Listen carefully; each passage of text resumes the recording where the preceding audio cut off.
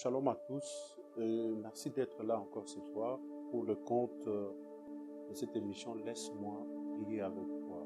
Laisse-moi prier avec toi. Le moment où le ciel nous accorde de nous accorder, permettez-moi la technologie de nous mettre ensemble afin de prier, d'adresser à notre Dieu une prière. Vous savez, notre Dieu, le Créateur, nous parlons avec lui au travers de la prière. Alors la prière pour un enfant de Dieu, la prière pour tout le monde d'ailleurs, s'avère très importante pour la vie, la croissance d'un enfant de Dieu.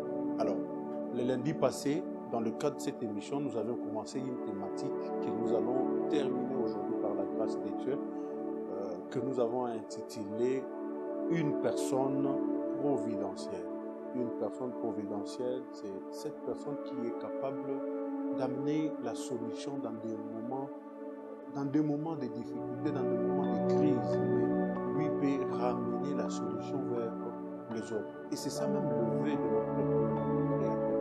Il veut que toi et moi, que nous soyons des personnes providentielles, des hommes qui sont en mesure, qui peuvent être en mesure de se lever tôt, de faire ce que les autres ne font pas. Des hommes qui peuvent être en mesure de quitter des habitudes pour faire quelque chose de particulier, quelque chose d'exceptionnel pour les autres. Des hommes qui vivent dans leur vie, ils sont là pour aider les autres, pour servir les autres. Rappelez-vous que Jésus-Christ n'était pas venu pour sa propre gloire. Il n'était pas venu pour lui-même, mais il était venu pour toi et moi. Il a laissé du reste de la gloire. Il est descendu sur la terre pour nous sauver, pour nous donner le salut. Alors, la fois passée, nous avons lu un passage de la Bible que je vais encore relire aujourd'hui pour nous permettre de chuter. C'était dans 2 Rois, le chapitre 7.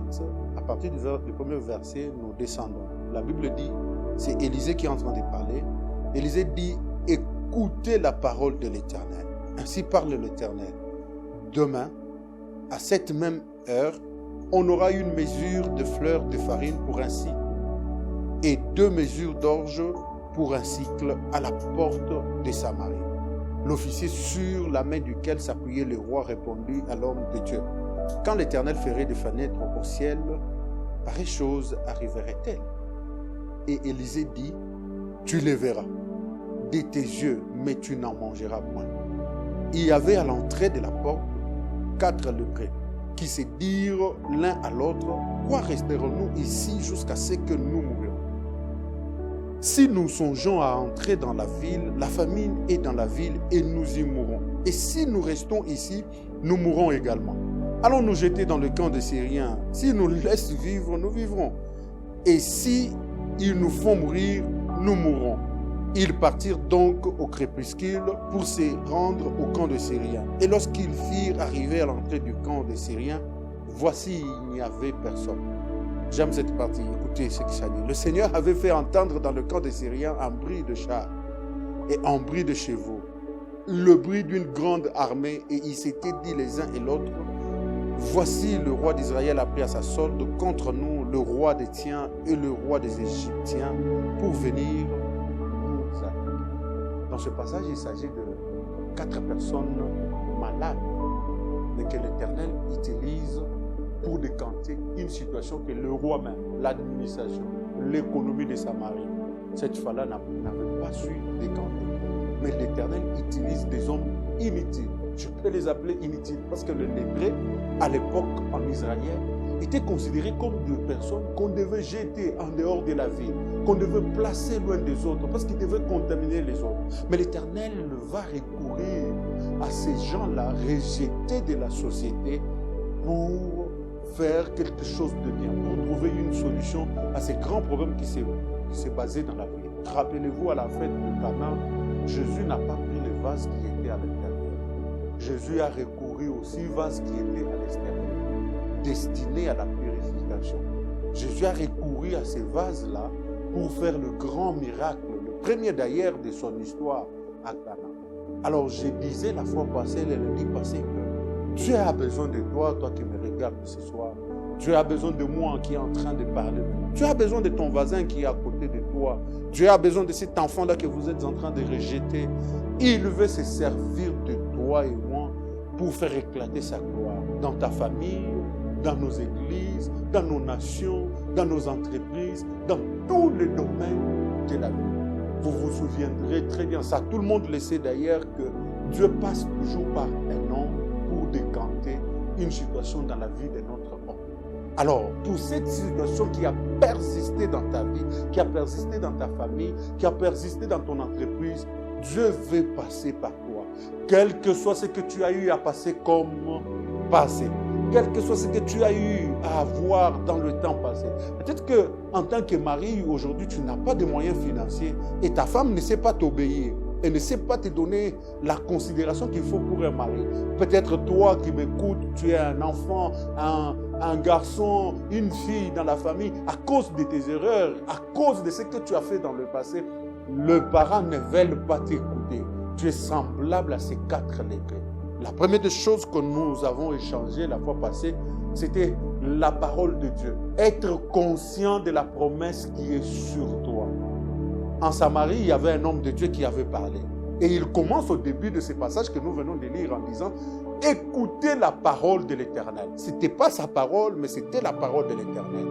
Souviens-toi dans ta vie, rappelle-toi, qu'est-ce que l'Éternel a dû annoncer dans ta vie? Qu'est-ce qu'il a dû te dire dans le passé, dans le présent d'ailleurs? Qu'est-ce que l'Éternel t'a dit?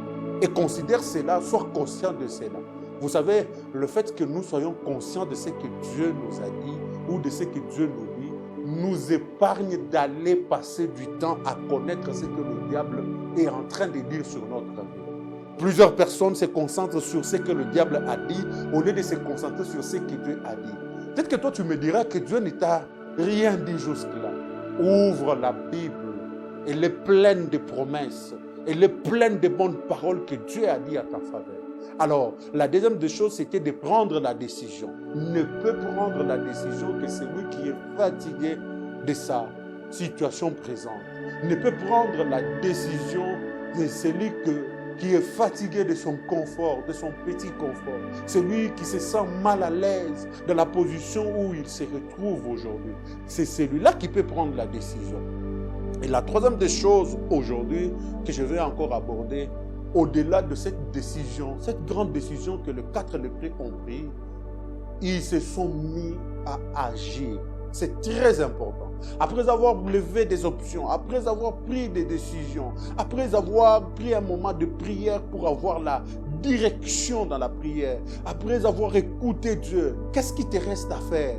Qu'est-ce que tu dois faire? C'est prendre la décision de commencer à agir, te mettre à agir. Tu as pris la décision de commencer cette entreprise. Ça fait maintenant beaucoup d'années, ça fait beaucoup de mois, mais tu ne te mets pas à agir, tu ne te mets pas au travail. Tu as pris la décision, tu as fait d'ailleurs même le constat de ta famille. Il y a comme un cycle qui se répète chaque fois. Il y a des choses qui reviennent à une certaine période. Et tu as pris la décision que les choses changent, mais tu dois poser 2 actes. Tu dois aller de l'avant. Regardez ce qui se passe avec les 4 lépreux. Ils prennent la décision, mais ils se mettent en marché. Je vais te dire une bonne nouvelle. Dieu ne marche qu'avec ceux qui marchent, ceux qui font le premier pas. Quand tu ne marches pas, Dieu va se stationner. Il va attendre que tu fasses le premier pas, afin qu'il t'aide à faire le deuxième pas. Les lépreux ont compris ça. Ils se sont levés. La Bible précise qu'ils se sont levés au crépuscule, alors que les autres dormaient dans la ville. Les autres se contentaient de la famine. Ils étaient là à parloter dans tous les sens, à dire des choses dans tous les sens. Il y avait 4 personnes qui, eux, ont pris la décision, mais ils ne se sont pas seulement limités à la décision. Ils se sont mis en route. Ils se sont mis en route vers la Syrie. Ils sont allés, ils ont dit, si nous rentrons dans la ville à Samarie, peut-être que nous mourrons. Parce que là, nous sommes le malvenu, nous ne sommes pas le bienvenu. Là, on ne va pas nous accueillir. Ils se sont dit, nous allons partir. Il fallait qu'ils marchent vers l'autre côté. Il fallait qu'ils passent de leur côté. C'est un peu comme ce que Christ a dit aux disciples. Allons de l'autre bord, de l'autre côté. Et en allant de l'autre côté, il y a eu le vent qui a intervenu au milieu de ces passages-là. Ça n'exclut pas, je vais ouvrir une parenthèse à ce niveau. Quand Dieu te demande de partir, quand Dieu te demande d'aller, cela n'exclut n'exclut pas des difficultés. Peut-être que tu rencontreras les difficultés. Peut-être que les choses se compliqueront encore davantage. Mais souviens-toi qu'il y a une parole. Souviens-toi qu'il y a une promesse qui est sur toi, que Dieu a dite, que Dieu a prononcée. Et il est là, il est fidèle, il ne ment jamais. Les lépreux se sont mis à marcher. Et la Bible précise, j'aime ce que la Bible précise. La Bible dit, lorsqu'ils se sont mis à marcher, l'Éternel a fait entendre dans les camps des Syriens le bruit de chars, le bruit de chevaux et le bruit d'une grande armée. Vous voyez ce qui se passe avec Dieu? Lorsque vous prenez la décision, vous vous mettez à marcher, lui s'occupe de la partie invisible que vous ne voyez pas. Qu'est-ce qui se passe dans ta famille? Qu'est-ce qui se passe actuellement dans ta famille? Marche. La marche dont je te demande, ce n'est pas la marche physique comme tu le vois, mais la marche dans la prière. Mets-toi à prier, mets-toi à déclarer des choses, mets-toi à changer des choses, à changer ton système de pensée, à changer ta façon de voir les choses. C'est vrai, la situation peut être difficile, mais ça doit commencer par toi, à voir les choses autrement. Voir les choses autrement, c'est voir les choses telles que Dieu le veut, telles que Dieu les a créées, telles que Dieu les a déclarées dans la Bible. Voir les choses autrement, c'est faire quelque chose de différent, quelque chose qui sort de l'ordinaire, qui sort des habitudes, qui sort de la situation présente que tu es en train de vivre. Même de la douleur que tu es en train de ressentir. Vous savez quoi? À la croix, on était en train de percer Christ, notre Seigneur et Sauveur.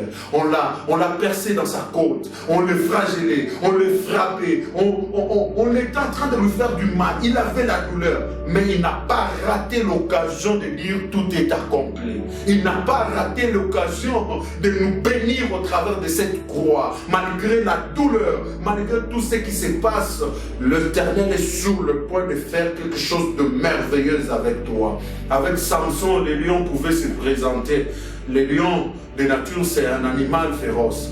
Mais quand les lions s'est présenté, dans les lions, on a trouvé le miel. De ce qui se mange est sorti quelque chose de douce. Alors, de ta situation peut sortir quelque chose de bien. De ta famille là, que tout le monde connaisse, tout le monde savent que cette famille là, personne ne va de l'avant. Peut sortir quelqu'un de bien. Et c'est toi. C'est ça même la mission que l'Éternel m'a demandé de faire. C'est ça la pensée que l'Éternel a déposée dans mon esprit pour te communiquer.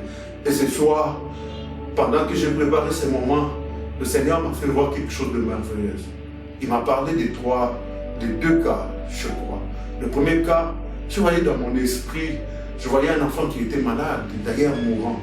Et j'étais en train de prier pour lui. Cet enfant est revenu à la vie. Et la deuxième des choses que je faisais, que je vis ça, il me l'a dit, il m'a dit, je veux booster plusieurs années de l'avant. Au travers de cette émission, je voudrais que tu me fasses de la place afin que nous prions ensemble avec toi. Je voudrais que nous prions ce soir afin que l'Éternel visite ta vie. Que l'Éternel réveille ta conscience. Que l'Éternel ramène le courage dans ta vie. Peut-être que toi, c'est la peur. Ton problème, c'est la peur. Quand tu regardes la situation, tu recules derrière. Tu cherches les gens au lieu de chercher l'Éternel. Je t'interpelle de chercher l'Éternel. Je te le demande d'ailleurs. Je te le prie d'ailleurs. Que tu cherches l'Éternel. Cherche l'Éternel. Et l'Éternel amènera la solution à tout problème qui se présente dans ta vie. Mon rôle était de te dire, quel que soit dans l'état où tu es, peut-être tu te dirais, je suis loin de Dieu. Reviens vers lui, lui t'attend avec le bras ouvert. Regarde cette histoire de l'enfant, du fils prodigue. Il est parti, autant qu'il était parti dans plusieurs choses. Il était parti dans le monde, mais son père était là chaque matin. La Bible dit chaque matin, ses papas se réveillaient, regardaient à l'extérieur. Il pensait revoir son fils qui était parti. C'est ça notre Dieu. Il est plein d'amour. Si tu te sens sale devant lui, viens. Lui, il est venu pour toi. Il est venu pour te sauver.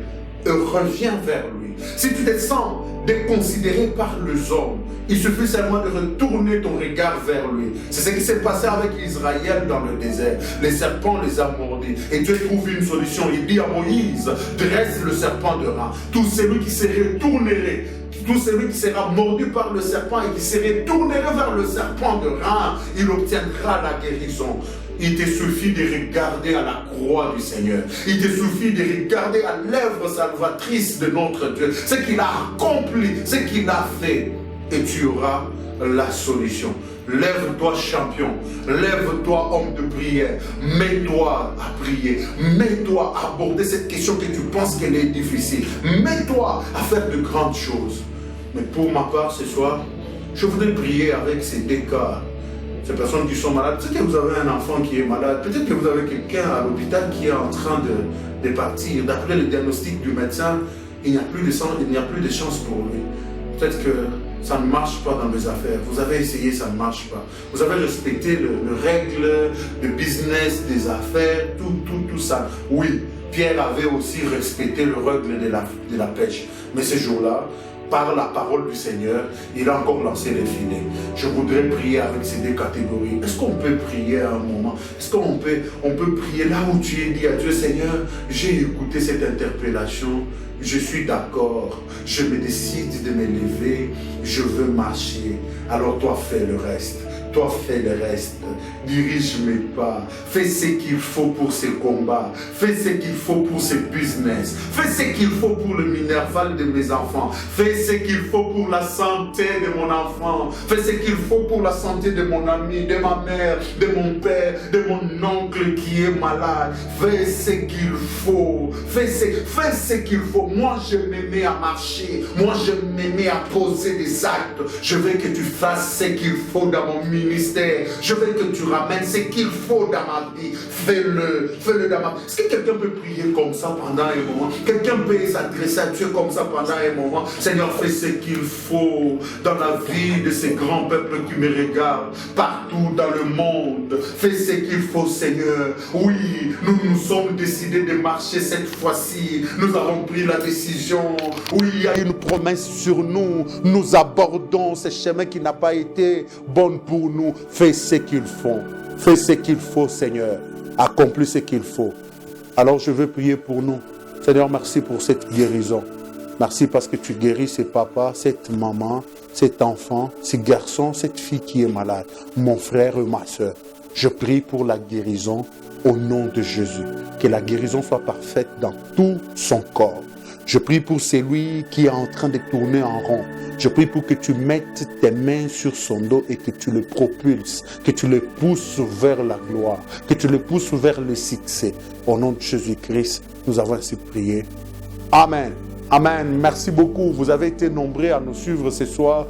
Alors, laissez-nous en commentaire quelque chose de bien, un message, et nous ne manquerons pas de vous lire. À chaque fois que le live est partagé, n'hésitez pas de partager aussi les liens de ces lives. Que le Seigneur nous bénisse et Dieu voulant, on se verra encore à la prochaine. Moi, c'est l'ASD José Bakajika. J'ai été heureux de vous communiquer la pensée de Dieu au travers de cette émission. Laisse-moi prier avec toi. Que le Seigneur vous bénisse et merci beaucoup.